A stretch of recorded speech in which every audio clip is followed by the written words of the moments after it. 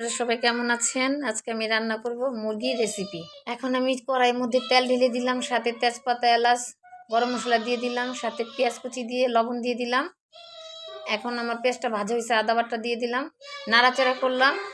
এখন হলুদ দিলাম, মরিচ ফাঁকি দিলাম, ধনিয়া ফাঁকি দিলাম, সাথে শাহি মশলা দিলাম, সাথে রোস্টের মশলা অ্যাড করছি। এখন মশলা কষানো হয়ে গেছে আমার, মাংসটা ঢেলে দিব। মাংসটা নাড়াচাড়া করে ভালো করে কষানোর পরে আমি আলু দিয়ে দিব। আলু দিয়ে নাড়াচাড়া করে একটু লেবুর রস দিয়ে দিব, দিয়ে নাড়াচাড়া শেষ করে ঢাকনা দিয়ে ঢেকে দিব। এখন ঢাকনাটা উঠে মাংসটা নাড়াচাড়া করে দিব, ভালো করে ঝোল দিয়ে দিব। ঝোল দেওয়া শেষ, এখন একটু চিনি দিয়ে দিব, এখন কয়েকটা কাঁচামরিচ দিয়ে দিব, দিয়ে নাড়াচাড়া করে দিব। আমার তরকারিটা হয়ে গেছে। আমাদের চ্যানেলটিকে সাবস্ক্রাইব করবেন, লাইক কমেন্ট শেয়ার করবেন, আমাদের পাশে থাকবেন।